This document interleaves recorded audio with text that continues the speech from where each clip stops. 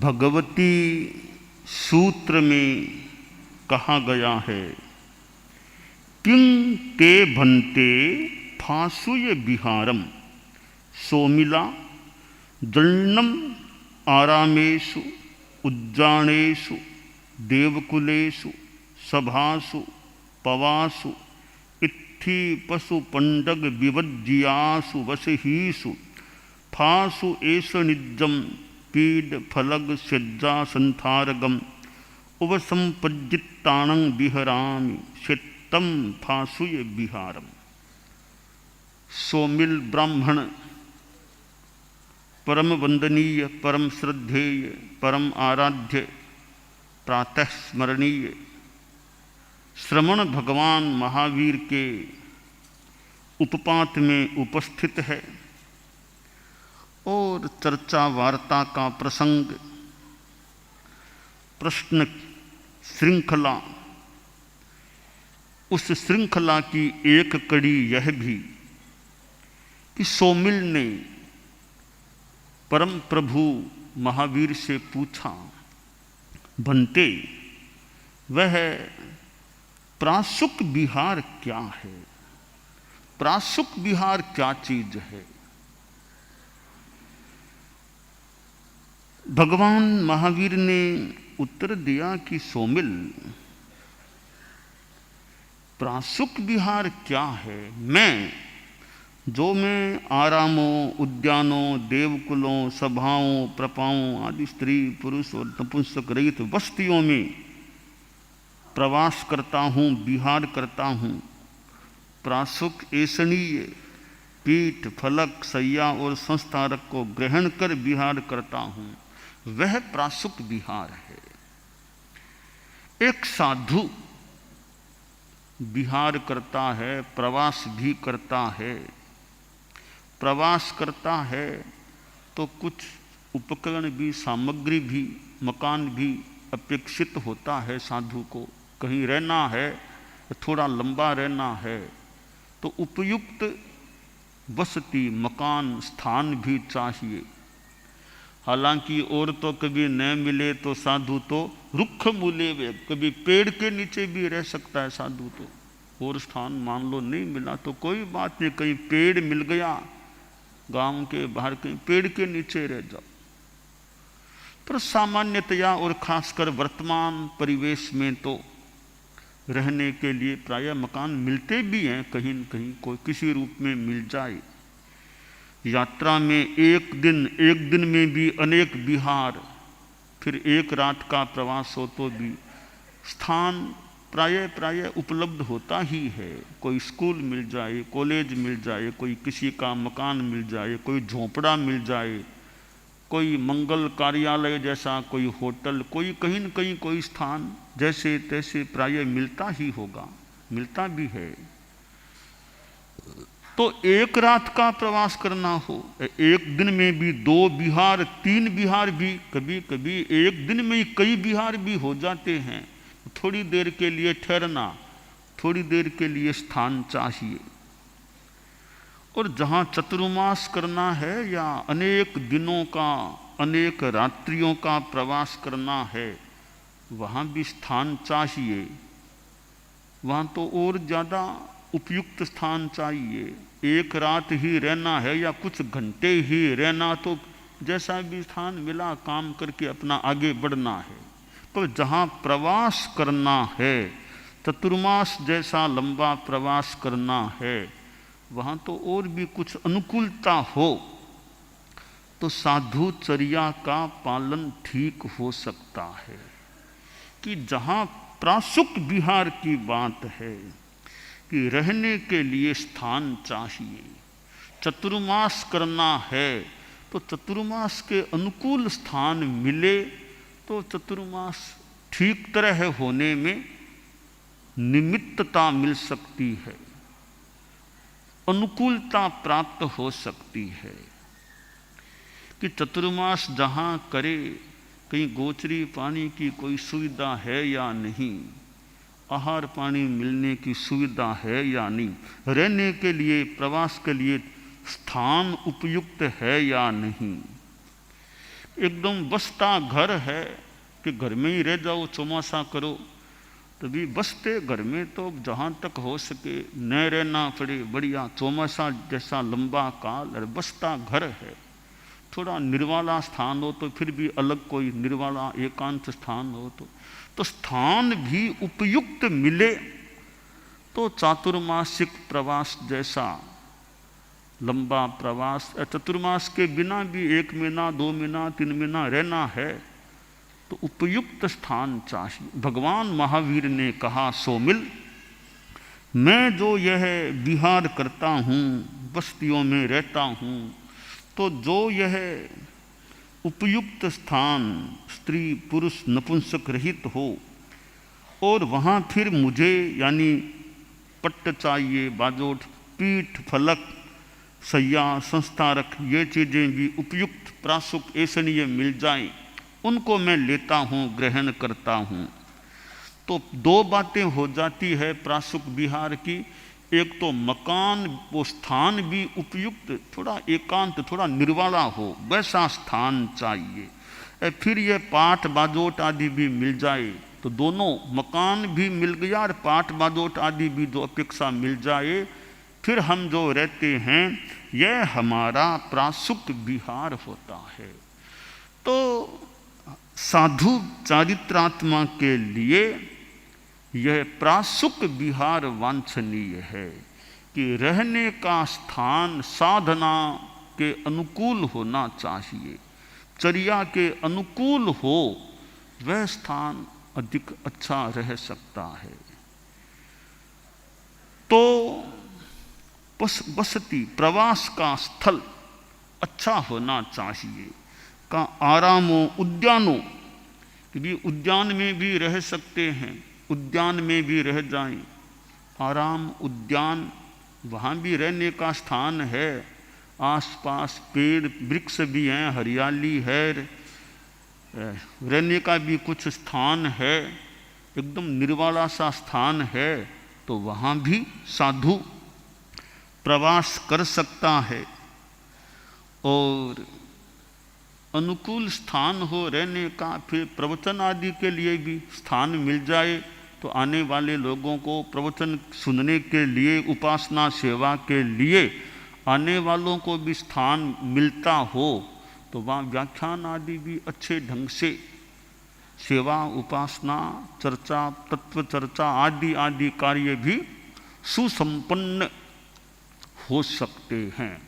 तो चतुर्मास है, लंबा प्रवास है, तो एक तो खुद की साधना, खुद की चर्या का पालन, साथ में दूसरों का भी कोई कल्याणकारी कार्य, परोपकार, आम जनता, श्रावक श्राविकाओं को भी कोई लाभ मिल सके, वह स्थान भी साथ में हो तो वो प्रवास औरों के लिए भी फलदायी, कल्याणकारी सिद्ध हो सकता है। तो स्थान साधुचर्या के भी अनुकूल हो, आने जाने लोगों के लिए भी कुछ अनुकूल हो, और फिर रहने की सामग्री, सामान्य पाठ बाजोट आदि भी उपलब्ध हो जाएं, और यत्किंचित औषधि आदि की भी अनुकूलता हो, ये कई दृष्टियों से प्रवास स्थल उपयुक्त हो, तो वो साधु के लिए अच्छा प्रासुक विहार हो सकता है। तो भगवान महावीर ने जो सोमिल ब्राह्मण के प्रश्नों के उत्तर दिए हैं, दे रहे हैं, उनमें यह प्रासुक विहार की जो बात आई है कि साधु का प्रवास स्थल, वो स्थान उपयुक्त होना चाहिए, जहाँ स्थान एकांत भी हो कुछ, वहाँ बस्ती लोगों का रहवास इतना इस रूप में न हो कि कुछ साधु के लिए कठिनाई हो जाए, अनुकूलता न रहे, इसलिए निर्वाणा स्थान साधु को मिले। एक रात हो तो ठीक है, काम जैसे तैसे कोई चला लिया जाए, फिर भी थोड़ा लंबा रहना हो तो स्थान एकांत होना चाहिए, निर्वाला, जहाँ बस्ती लोगों की परिवार वहीं रहता है, वहीं साधुओं को रहना है, तो वो थोड़ी कहीं कठिनाई की स्थिति भी पैदा हो सकती है। इसलिए साधु साध्वियाँ विहार करते हैं। समाज के जैसे आजकल तेरापंथ भवन भी कई जगह मिलते हैं। अब तेरापंथ भवन जैसा निर्वाला स्थान मिल जाए, चाहे न कोई परिवार का निवास है, एक प्रवास, एक निर्वाला अपना स्थान है, वो एक तरह से बहुत अच्छा उपयुक्त स्थान निर्वाले की दृष्टि से। और अनुकूलता गर्मी सर्दी की तो अलग बात है, निर्वाला स्थान हो जहाँ रहवास नहीं है किसी का, निर्वाला, वो साधु के लिए बहुत अच्छा स्थान इस संदर्भ में हो सकता है।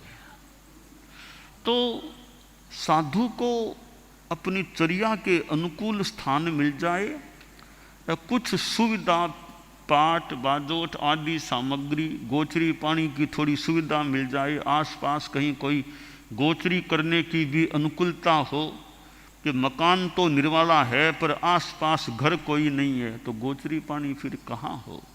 तो मकान भी उपयुक्त हो और कुछ आसपास गृहस्थों के घर जहाँ गोचरी पानी यह भी कुछ अनुकूलता रह सके, और यत्किंचित चिकित्सा औषध आदि भी उपलब्ध हो सके, ऐसे अनुकूल स्थान हो वह साधु के लिए। और फिर एकदम अपना प्रासुक विहार, तो यह प्रासुक विहार की जो बात है साधुओं के लिए है। वैसे तो प्रासुक विहार गृहस्थों के तो अपने ढंग के मकान होते हैं, गृहस्थों के मकान तो फ्लैट हों, कुछ भी हों, बंगले हों, वे अपने ढंग से उनके मकान हो सकते हैं। तो साधु का रहवास तो एक साधुता के लायक थोड़ा उचित उपयुक्त निर्वाला सा स्थान हो, तो वो थोड़ा प्रासुक विहार अच्छी साधना की दृष्टि से अनुकूल रह सकता है। और फिर साधु अपनी ज़्यादा लालसा न रखे, ज़्यादा कोई सुविधावादिता न रखे, श्रमशीलता हो, भोजन जैसा भी मिल गया, जैसा मतलब स्वास्थ्य के कुछ अनुकूल जैसा भी मिल गया उसी से अपना काम चलाए, संतोष रखे, साधु संतोष रखे। ठीक है, जैसा भोजन मिला अपने नियम के अनुकूल मिल गया, बस उसमें संतुष्ट रहो, ज़्यादा आकांक्षा मत रखो। यह आकांक्षा आदमी की कम हो, जो मिल गया उसमें बस संतुष्ट है। फुल्का साग दाल रोटी जो गोचरी घरों में मिल गया बस उसमें संतुष्ट है, और कोई कामना आकांक्षा नहीं। तो संतोष साधु के जीवन में रहना चाहिए। आप लोग गृहस्थ हैं, साधु के लिए तो प्रासुक विहार की बात है ही, गृहस्थ भी संतोष रखें। आदमी संतोष का जीवन जिए तो शांति रहती है, आनंद सुख रहता है। ज़्यादा लालसा आकांक्षा है,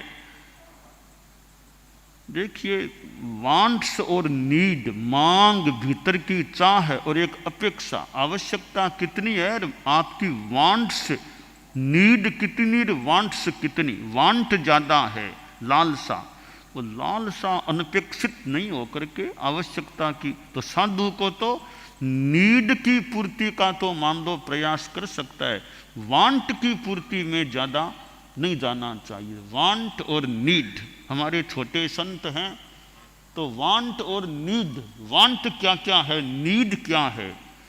2-3 पेंसिलों की नीड है तो वांट 7, 8, 10 की क्यों रखें। तो वांट और नीड का हम अंतर रखें। गृहस्थ भी कि अपरिग्रह क्या है, गृहस्थ की इच्छा प्रमाण भी कि वांट और नीड, इस पर ध्यान दो। आपको नीड अपेक्षा आवश्यकता कितनी है और आपकी लालसा कितनी। सघन साधना शिविर के साधक संभागी बैठे हैं, छोटे बच्चे छोटे भी हैं, कुछ थोड़े बड़े भी हैं। तो सघन साधना में यह भी एक पाठ सीखो या सीखना चाहिए कि वांट और नीड में अंतर है। वांट कितनी है, नीड कितनी है।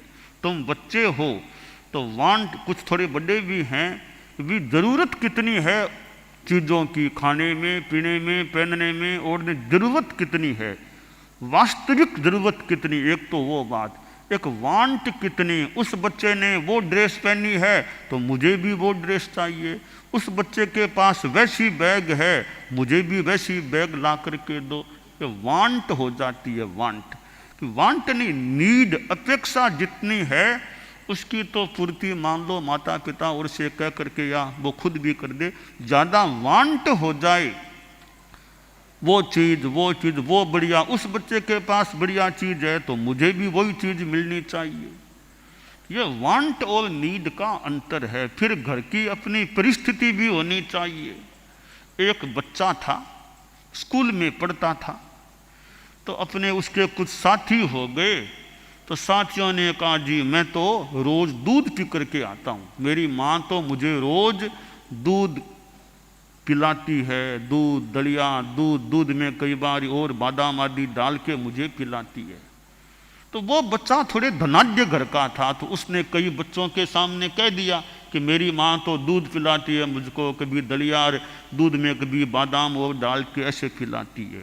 तो एक बच्चा उस मंडली में थोड़े गरीब घर का था, तो उसने सोचा रे इसकी माँ दूध पिलाती है, मुझे तो मेरी माँ दूध पिलाती नहीं है, मुझे तो रोटी साग खिला के भेज देती है, तो मुझे भी दूध चाहिए। छुट्टी हुई स्कूल की, वो घर गया, बोला माँ कल से मैं भी दूध पीऊँगा। मेरा वो मित्र साथी वो कहता है रोज़ दूध पीकर आता हूँ, तो मैं भी दूध पीऊँगा रोज़। तो माँ ने सोचा रे कहाँ वो बच्चा और कहाँ मेरा परिवार, वो बच्चा तो धनवान घर का है, मैं तो एक सामान्य गरीब घर में रहने वाली, तेरे पिता भी, मन में सोचा तेरे पिता भी नहीं रे, मैं अकेली जैसे तैसे काम चला रही हूँ परिवार का, कहीं धंधा करके, मैं रोज का दूध कहाँ से लाऊं। बच्चे ने कहा नहीं जिद कर लिया, मुझे तो कल दूध मिलेगा तो स्कूल जाऊंगा, वरना कल से स्कूल नहीं जाऊंगा मैं तो।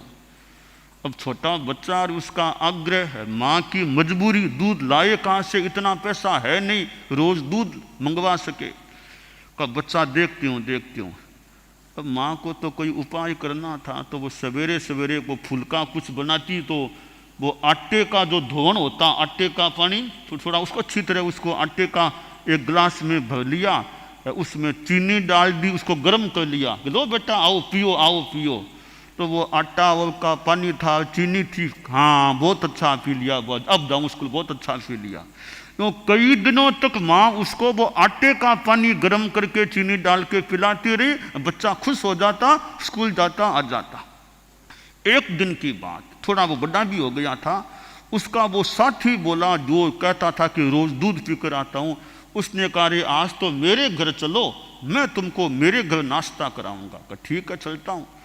तो एक दिन सुबह सुबह वो उसके घर गया, तो उसके वहाँ बहुत बढ़िया रडाया हुआ दूध, बादाम की कतरन वगैरह का लो ये पी, वे पी, और ये कितना स्वादिष्ट दूध है, माँ पिलाती है वो तो और कैसा ही लगता है, बहुत बढ़िया दूध लगता है, तो ये तो बहुत बढ़िया स्वादिष्ट है। अब फिर स्कूल के बाद घर गया, बोला माँ दूध तो मैंने आज पिया है, इतना बढ़िया दूध तुम पिलाती हो, वो क्या पिलाती हो मुझे, होता तो सफेद सा पर उसमें ऐसा स्वाद नहीं जो आज मैंने स्वाद लिया। थोड़ा सा बड़ा भी हो गया था वो, तो माँ बोली बेटा उस घर की हमारे घर की तुलना मत करो तुम, वो अलग घर है हमारा अलग घर है, अपने घर की जो स्थिति हो उसके अनुसार चलना चाहिए, संतोष रखना चाहिए। बेटे ने कहा माँ बताओ बात क्या है, कि बेटा मेरे पास दूध है कहाँ, मैं तो तुमको आटे का पानी पिलाया करती हूँ। कि माँ ठीक है तुमने अपने ढंग से काम किया, मैं भी समझ गया हूँ कि हमारे घर की स्थिति अलग है, उसकी स्थिति अलग है। माँ बोली तुम पढ़ लिख के खूब कभी पैसा कमाओगे, खूब दूध पीना तुम बाद में। थोड़े वर्षों बाद वो खुद अच्छा पढ़ा लिखा हो गया, उसने अच्छी कमाई शुरू की, अब तो घर में खूब गायें भी दूध आने लग गया। माँ बोली बेटा अब तुम खूब दूध पिया करो, अपने पैसे की कमी नहीं है। तो संतोष भी घर में जो स्थिति है उसमें संतोष रखो। वांट और नीड तो अपेक्षा की पूर्ति, वो भी घर की परिस्थिति भी तो देखनी होती है ना। अपेक्षा तो है दूध आदि की, दूध आदि की व्यवस्था घर में है या नहीं, इतनी आर्थिक स्थिति है या नहीं। तो संतोष साधक जो हैं सघन साधना शिविर के, वे संतोष को धारण करना सीखें। घर में तुम भी बच्चे हो, ऐसा माँ से जिद नहीं करना कि हमें तो वो चीज़ ला के दो, जो घर में है वो संतोष है, ज़्यादा कोई लालसा नहीं। तो यह संतोष है। हमारे छोटे छोटे संत भी हैं, वो तो खैर संत पुरुष हैं, तो संतोष अपने जो गोचरी में मिल गया उसमें संतोष है। कहते हैं राजा भोज, बस वो सामान्य भोजन मिल गया अपना खाना पीने का, राजा भोज यानी उसी में संतोष है, उसी में आनंद है। तो जीवन में जो सहज मिल जाए या कुछ पुरुषार्थ से मिल जाए, तो नीड कितनी और वांट कितनी, इस पर ध्यान देकर के आदमी जीवन जिए। तो खासकर आप लोग जो गृहस्थ हैं, वो हम जो अपरिग्रह की इच्छा प्रमाण की बात कहते हैं, इसमें वांट और नीड को अलग अलग कर लें कि वास्तविक नीड कितनी है, आदमी की लालसा वांट कितनी है। तो हम वांट पर तो नियंत्रण रखें, नीड जितनी है उसकी यथा अनुकूलता पूर्ति का भी प्रयास आदमी कर सकता है। तो भगवान महावीर ने ब्राह्मण सोमिल से जो कहा है कि प्रासुक विहार, बस साधु यानी उपयुक्त स्थान में, और जो अचित पीठ फलक कल्पनीय जो हैं, पांच बादोट सोने के लिए बैठने के लिए जो चीज़ें वो मिल गई, बस उसमें अपना रहे। यह साधु के लिए भगवान की भाषा में, आगम की भाषा में मैं यानी मेरे लिए, मेरा मैं, यह जो प्रासुक विहार है वो उपयुक्त स्थान, उपयुक्त सामग्री लेकर के वहाँ प्रवास किया जाता है, विहरण किया जाता है।